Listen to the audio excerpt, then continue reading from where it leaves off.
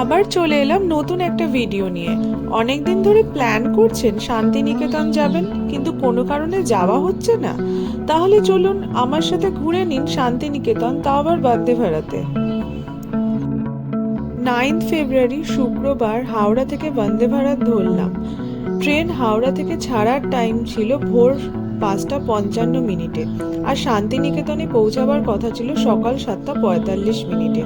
সময় মতো ট্রেন ঠিক সময় ছাড়লো, আর শান্তিনিকেতন আমাদের পৌঁছেও দিল 7টা 45 মিনিটের মধ্যে। হাওড়া থেকে শান্তিনিকেতন জার্নিটা বন্দে ভারত এক্সপ্রেসে কেমন ছিল তার ডিটেল ভিডিওটা আমি আমার ইউটিউব চ্যানেলে আলাদা করে আপলোড করেছি, ওটা প্লিজ দেখে নেবেন। এখানে সব যদি ইনফরমেশন দিই তাহলে ভিডিওটা খুব লেন্দি হয়ে যাবে, তাই জন্য আমি আলাদা করে এর ভিডিও একটা আপলোড করেছি।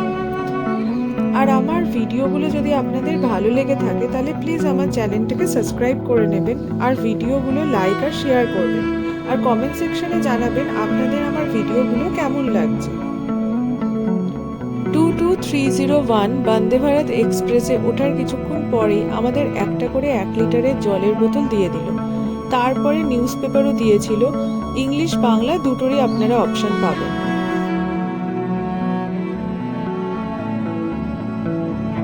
তারপর আমাদের টি ব্যাগ কিট দিয়ে গেল, তার সাথে ওটস বিস্কুট আর গরম জল।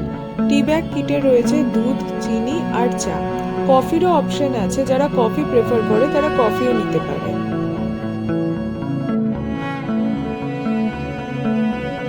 গরম চায়ে চুমুক দিতে দিতে জানলার দিকে তাকিয়ে দেখলাম আমাদের সূর্যি মামাও উঁকি দিতে শুরু করেছে। সেটাকে ক্যামেরা বন্দি করার লোভ আর সামলাতে পারলাম না। বন্দে ভারতে টোটাল 16টা কোচ আছে, যার মধ্যে দুটো হচ্ছে এক্সিকিউটিভ চেয়ার কার আর বাকি 14টা হচ্ছে AC chair car. Executive chair কারের সিটগুলো 2x2 ডিজাইনে আছে, আর এসি চেয়ার কারে 3x2 আছে। এছাড়াও কিছু এক্সট্রা ফেসিলিটি আছে এক্সিকিউটিভ চেয়ার কারে, যেমন সিটগুলো পুরো 360 ডিগ্রি ঘোরানো যায়, কিন্তু এসি চেয়ার কারে সেই ফেসিলিটিগুলো নেই। আস্তে আস্তে ব্রেকফাস্টও চলে এলো। বয়েলড ভেজিটেবল, সাথে একটা ডিমের অমলেট, একটা চোকো পাই, একটা mix fruit juice, bread, butter, jam, tomato ketchup, আর সাথে একটা স্যানিটাইজারও দিয়েছিল।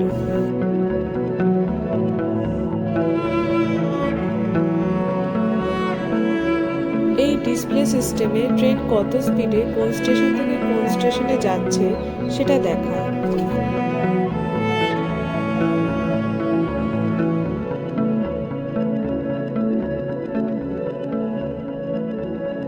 7টা 45 মতো ট্রেন এসে পৌঁছালো বোলপুর শান্তিনিকেতন স্টেশনে। তারপর আমরা হাঁটা লাগালাম টোটো করে আমাদের বুক করা হোমস্টে এলিমে যাব বলে। টোটো আমাদের আগে থেকেই বুক করা ছিল। অনেকবার প্ল্যান করেও শান্তিনিকেতন যাওয়া হয়নি, তাই ফাইনালি শান্তিনিকেতন পৌঁছে একটা আলাদা এক্সাইটমেন্ট হচ্ছিল, যেটা হয়তো বলে বোঝাতে পারবো না।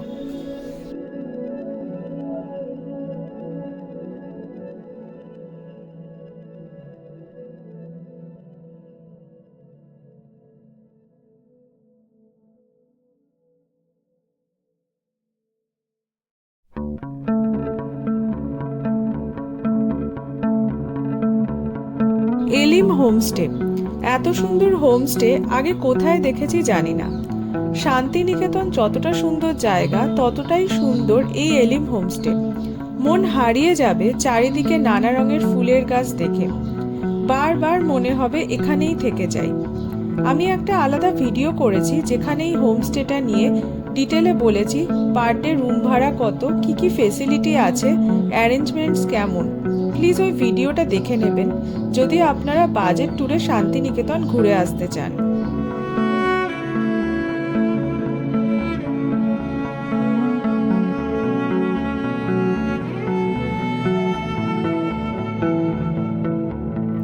এখানে প্রতিটা রুমের সাথে অ্যাটাচ ওয়াশরুম ছিল।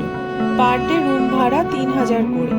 আমরা গ্রুপে গেছিলাম, তাই আমরা 3জন করে এক একটা রুমে ছিলাম।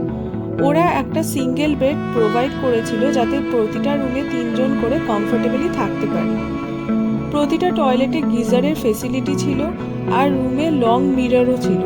এছাড়াও টাওয়েল, সাবান এগুলো তো ছিলই, আর রুমের বাইরে 20 লিটারের একটা জলের ডিসপেন্সারও রাখা ছিল।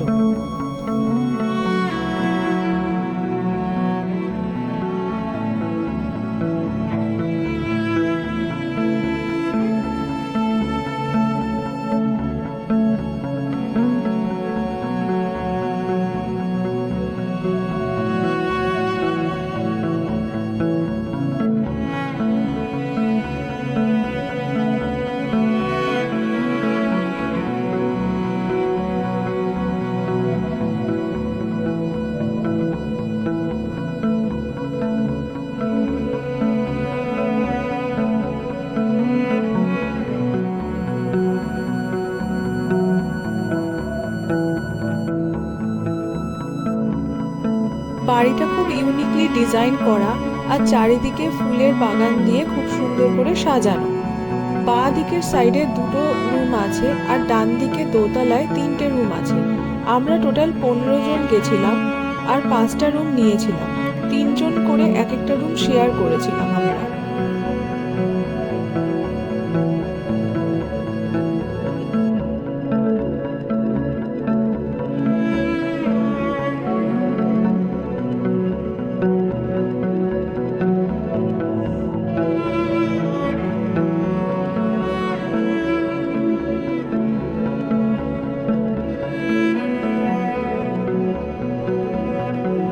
এই রুমটা আমাদের ছিল।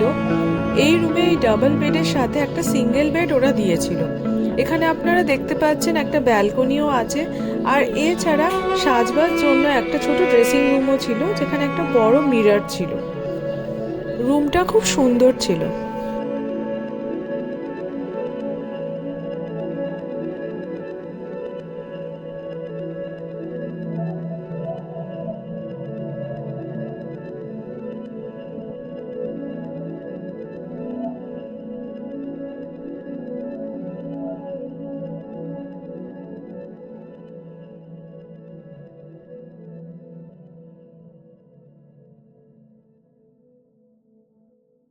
ব্রেকফাস্ট করে টোটো ধরে বেরিয়ে পড়লাম সৃজনী শিল্পগ্রাম দেখব বলে। এখানে বড়দের জন্য টিকিট হচ্ছে 20 টাকা করে, আর 12 বছরের নিচে বাচ্চাদের হচ্ছে 10 টাকা। এখানে টিকিট দেয়া হয় সকাল 9:30 থেকে বিকেল 4:30 পর্যন্ত, আর ভেতরটা ঘুরে দেখার সময় হলো সকাল 9:30 থেকে বিকেল 5টা পর্যন্ত।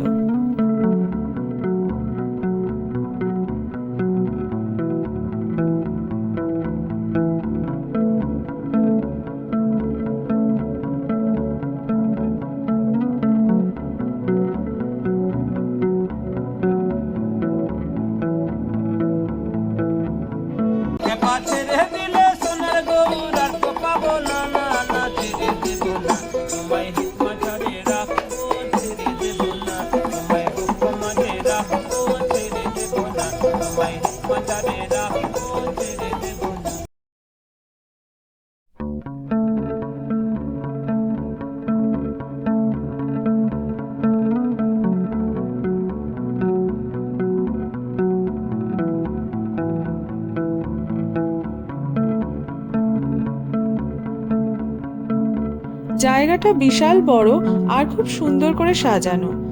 বাংলা সহ বিভিন্ন রাজ্যের শিল্পকলা এখানে তুলে ধরা হয়েছে।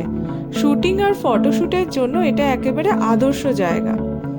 এখানে বিভিন্ন জায়গাতে শিল্পীরা বাউল গান গাইছে, আপনারা শুনতে পাবেন।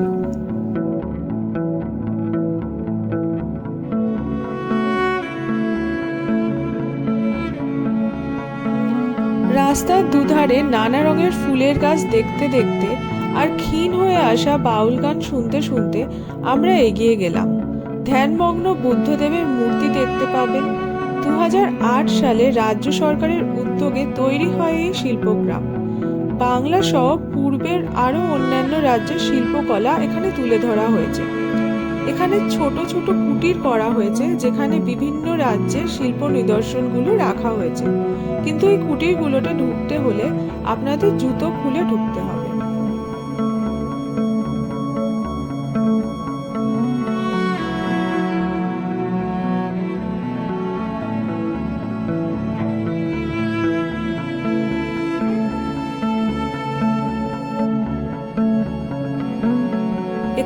হাটও বসে, যেখানে ব্যাগ, চাবির রিং, শাড়ি, স্কার্ট, কুর্তি, পাঞ্জাবি আরো অনেক কিছু পেয়ে যাবেন, কিন্তু আপনাদের এখানে দরদাম করে কিনতে হবে।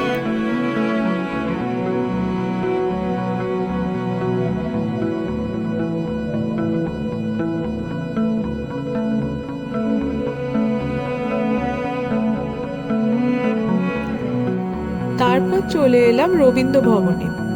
এখানে টিকিট হচ্ছে 70 টাকা করে, আর স্টুডেন্টের টিকিট হচ্ছে 10 টাকা করে, কিন্তু তাদের স্কুল বা কলেজের আইডি কার্ড নিয়ে আসতে হবে। মিউজিয়াম খোলা থাকে 10টা থেকে 1টা পর্যন্ত, আবার 2টো থেকে 5টা পর্যন্ত। টিকিট কাউন্টার খোলা থাকে 10টা থেকে 12:30টা পর্যন্ত, আবার 2টোয় খোলে টিকিট কাউন্টার, আর আপনার 4:30 পর্যন্ত খোলা থাকবে। বুধবার আর বৃহস্পতিবার মিউজিয়াম বন্ধ থাকে। মিউজিয়ামের মধ্যে ঠাকুর পরিবারের ইতিহাস বর্ণিত আছে। আছে রবীন্দ্রনাথ ঠাকুরের ব্যবহৃত নানান জিনিস, পোশাক আশাক। তুলে ধরা হয়েছে কবিগুরুর লেখা নানান কবিতা আর ওনার জীবন ঘিরে নানান ঐতিহাসিক ঘটনা। নোবেল প্রাইজ, মেডেল, মানপত্রেরও রেপ্লিকার কপি আপনারা দেখতে পাবেন ভেতরে। উদয়ন, কোণার্ক, শ্যামলী, পুনশ্চ এবং উদীচী এই 5টি বাড়ি নিয়ে তৈরি হয় উত্তরায়ণ প্রাঙ্গণ। রবীন্দ্রনাথ ঠাকুর এগুলি ব্যবহার করেছিলেন 1919 থেকে 1941 সালের 25শে জুলাই পর্যন্ত। যেহেতু উত্তর দিকে অবস্থিত, তাই এখানকার নাম হয়েছে উত্তরায়ণ প্রাঙ্গণ। এখানে রবীন্দ্রনাথ ঠাকুরের ব্যবহৃত গাড়ি রাখা আছে। আচ্ছা, একটা ইনফরমেশন দিচ্ছি, এখানে গেটের বাইরে খুব ভালো রাবড়ি পাওয়া যায়। দই হচ্ছে 20 টাকা করে, আর রাবড়ি হচ্ছে 30 টাকা করে। তো আপনারা চাইলে ওটা একবার টেস্ট করে দেখতেই পারেন। খুব সুন্দর টেস্ট, একবার খেলে চিরকাল মনে থাকবে।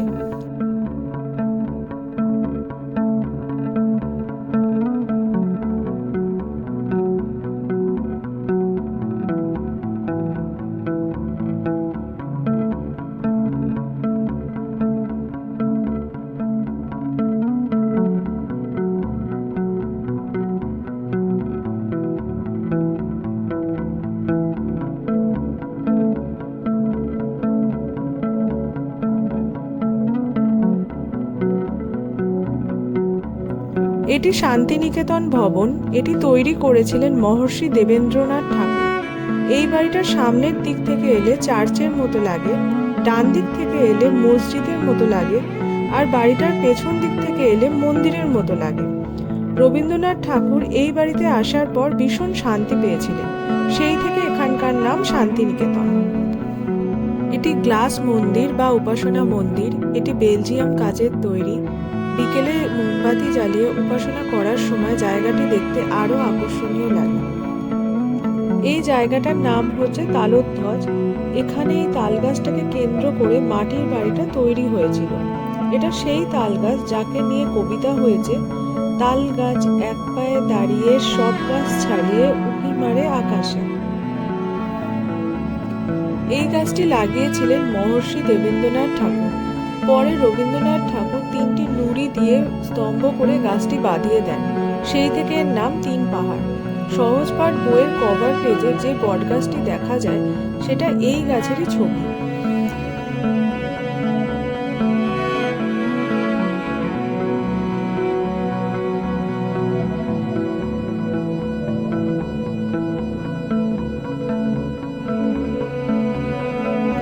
তারপর আমরা চলে গেলাম মাঘী মেলায়, যেটা সুরুল কুঠিবাড়ির একদম কাছে একটা মাঠ আছে, সেখানে হয়।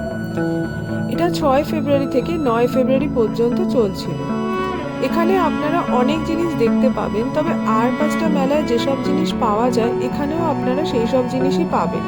এখানে অনেক ফুড স্টলও ছিল। আমাদের মধ্যে কেউ কেউ পিঠে পুলি খেলো, আবার কেউ কেউ ফুচকা খেলো, আবার কেউ কেউ টেস্ট করলো এখানকার মোমো কেমন।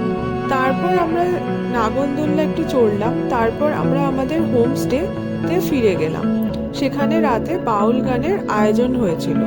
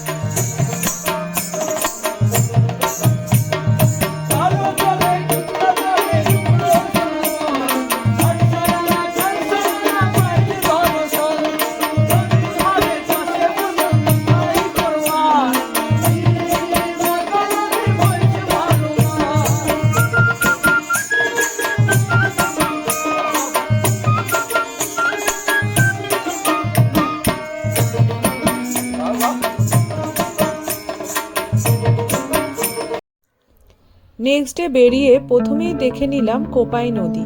এই নদী নিয়েই কবিগুরু লিখেছিলেন আমাদের ছোট নদী চলে আঁকে বাঁকে। এখন নদীর জল অনেক শুকিয়ে গেছে। নদীর কাছেই একটা ছোট হাটও বসেছিল, আপনারা চাইলে ওখান থেকে কেনাকাটাও করতে পারেন।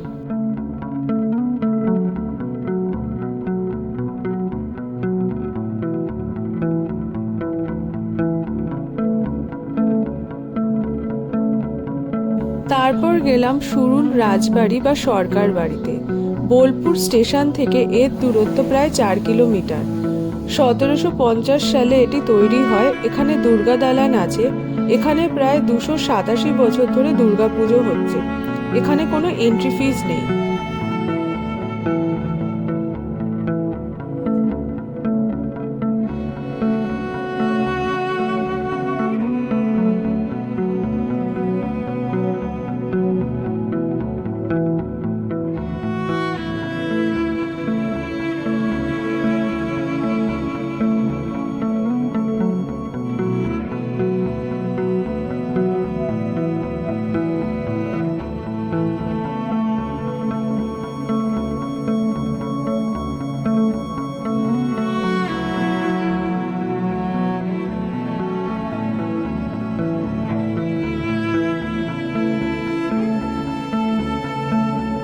বড় রাজবাড়ির পাশেই রয়েছে ছোট রাজবাড়ি। এখানেও দুর্গাপুজো খুব ধুমধাম করে হয়।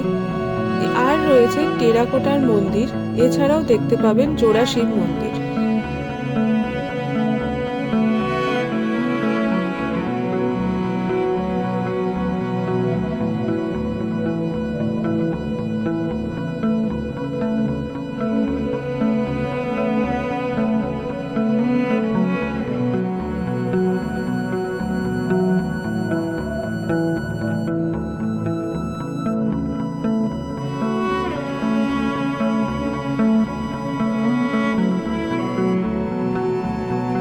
আমরা চলে গেলাম আমারকুটি সোসাইটিতে।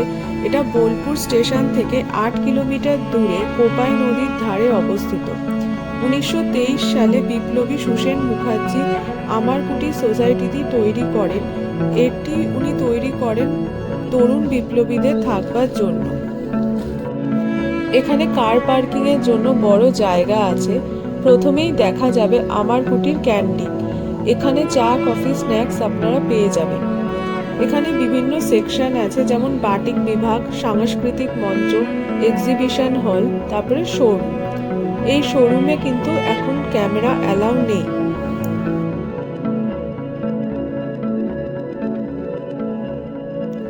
এই শোরুমের মধ্যে pure silk sari, kurti piece, কাঁথা স্টিচের শাড়ি, লেদারের ব্যাগ, বিভিন্ন ধরনের শোপিস আপনারা পেয়ে যাবেন।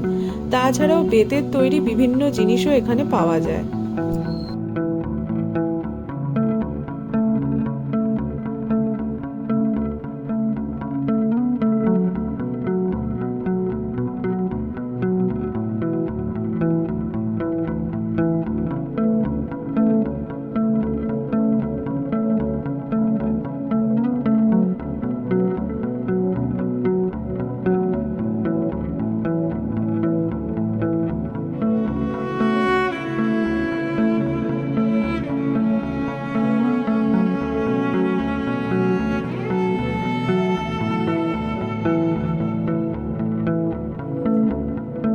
তারপর এক্সিবিশন হলে আমারকুটির রিলেটেড বিভিন্ন দুর্লভ ছবি আছে, আর আছে নানান শিল্পের নিদর্শন।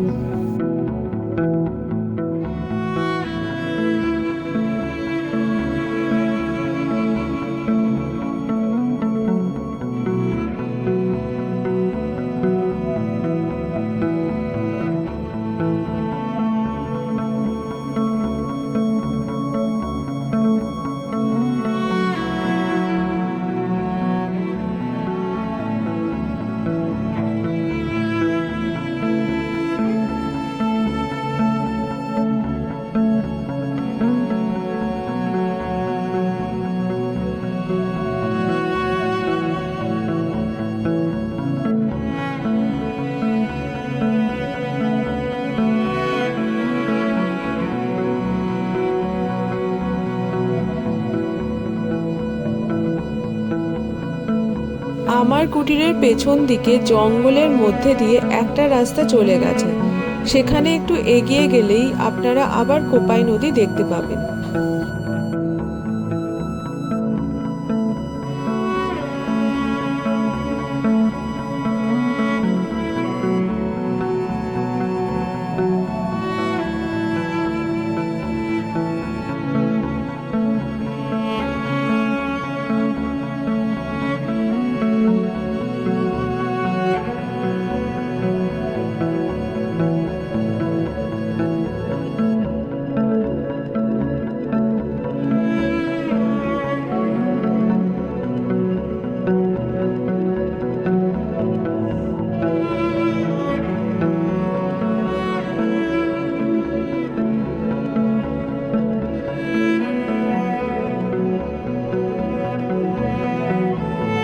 লাঞ্চ করতে চলে গেলাম বনবিথির হেসেল ঘরে। এটা বল্লভপুরে আমার কুটিরের একদম কাছেই বলতে গেলে। চলুন একবার এই রেস্টুরেন্টটার অ্যাম্বিয়েন্সটা ঘুরে দেখে নেওয়া যাক।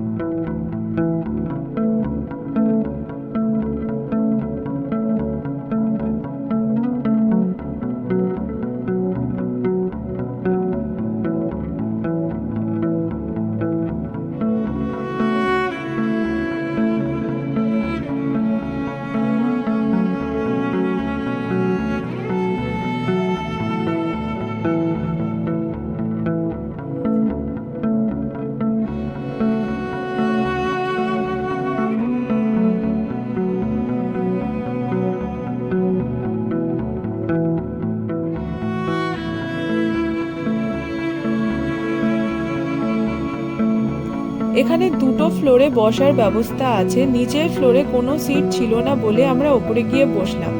আমরা গ্রুপে প্রায় 15 জন মতো ছিলাম। সবাই ভেজ থালি নিয়েছিলাম আর সাথে একটা করে মেন ডিশ।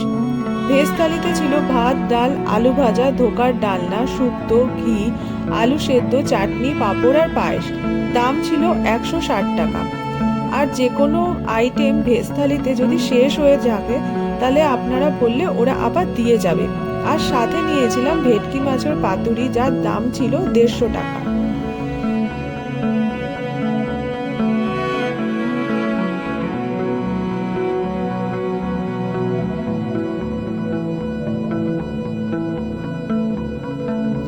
তারপর আমরা চলে গেলাম সোনাঝুরি হাটে। শনিবার ছিল বলে অনেক দোকানও বসেছিল আর ভিড়ও খুব ছিল। আমরা গ্রুপের সবাই কিছু না কিছু শপিং করলাম। এখানে প্রায় সব জিনিসই পেয়ে যাবেন আর শাড়ির তো প্রচুর অপশন আছে, তবে দরদাম করে নিতে হবে।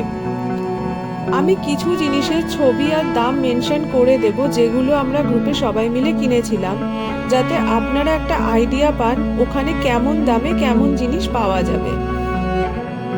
এখানে অনেক খাবারেরও দোকান ছিল, যেমন মোমো ছিল, রাবড়িও ছিল। রাবড়ি এখানে 40 টাকা করে, কিন্তু রবীন্দ্র ভবনের গেটের বাইরে যে রাবড়ি পাওয়া যাচ্ছিল সেই রাবড়ির টেস্ট আমার বেটার লেগেছিল।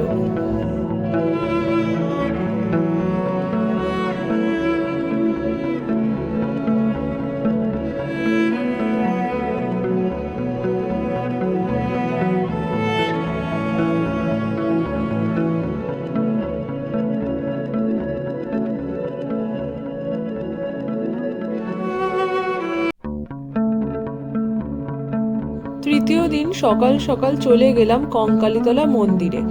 এটি 51টি সতীপীঠের মধ্যে একটি। এখান থেকে ডালা কিনে মাকে পুজো দিলাম। এখানে মায়ের কোনো মূর্তি নেই, এখানে বাঁধানো ছবিতেই মাকে পুজো করা হয়।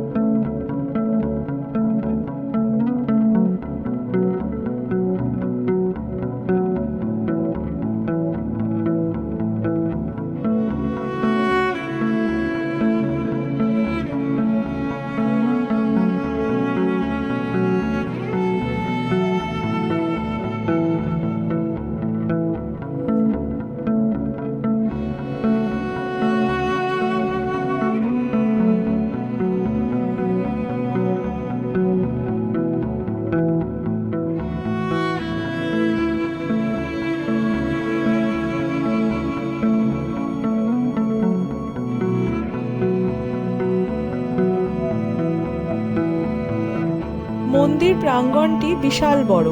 শান্তিনিকেতনে এলে কঙ্কালীতলাতে মায়ের দর্শন করতে অবশ্যই আসবেন। মাকে দেখার পর পুজো দেওয়ার পরে কেমন যেন মনের সব অস্থিরতা কেটে গেল, শান্ত হয়ে গেল মনটা।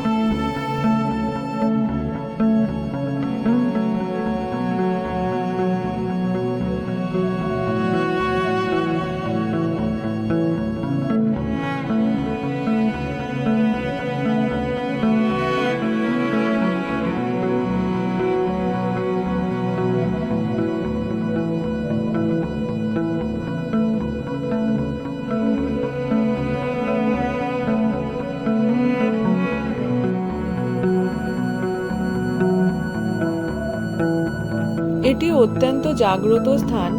বলা হয় এখানে মায়ের কোটি দেশ বা কোমরের অংশের অস্থি বা কঙ্কাল পড়েছিল। আগে এখানে এই কুণ্ডটি শুধু ছিল। এই কুণ্ডের জলেই মায়ের কোমরের অস্থি নিমজ্জিত আছে। বলা হয় সারা বীরভূমের জল শুকিয়ে গেলেও এই জল কখনো শুকাবে না।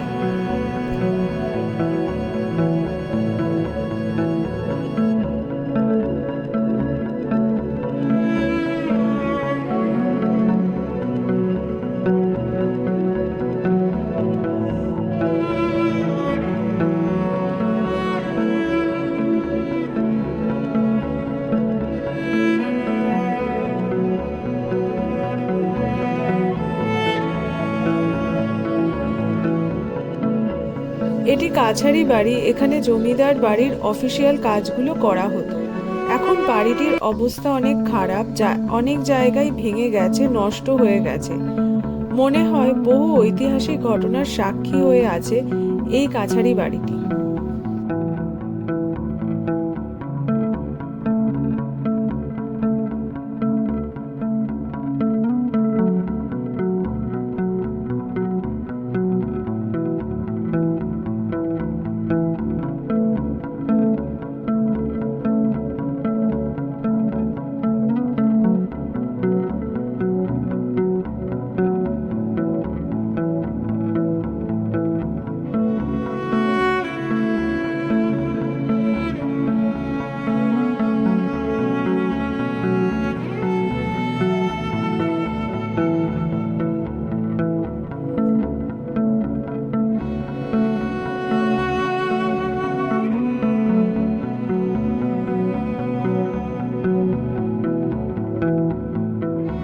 এটা ধানের গোলা, এখানে ধান রাখা হতো। তারপর চলে গেলাম তালতোর জমিদার বাড়িতে। এখানে দুর্গা দালান আছে। পুজোর সময় খুব বড় করে এখানে দুর্গাপুজো হয়। সেই সময় জমিদার পরিবারের সকলে এখানে আসেন এবং সকলে মিলিত হয়ে দুর্গাপুজোর আয়োজন করেন। এখানে অন্যান্য অনেক পুজোও বড় করে আয়োজিত হয়। এখানেই আমাদের শান্তিনিকেতন ট্যুর কমপ্লিট হলো। তারপর আমরা এসি ভলভো বাস ধরে কলকাতা এসে পৌঁছালাম। দুপুর 2:35 আমরা বাসে উঠি গীতাঞ্জলি বাস স্টপ থেকে, আর স্প্ল্যানেডে এসে পৌঁছাই 7:15 মতো। অনলাইনে আমরা বাসের টিকিট বুক করেছিলাম। ভাড়া ছিল 375 করে পার হেড। আমি এই প্রথমবার শান্তিনিকেতন গেলাম। অনেকবার প্ল্যান হয়েও যাওয়া হয়নি। ফেরার সময় মনটা কেমন ভারী হয়ে গেল, কিন্তু কি করব, বাড়ি তো ফিরতেই হবে। আবার সুযোগ পেলে ছুটে যাব এই লাল মাটির দেশে বাউল গান শুনতে। আপনারা জানাবেন আমার ভিডিওটা কেমন লাগলো, আর আমার চ্যানেলটাকে সাবস্ক্রাইব করে নেবেন।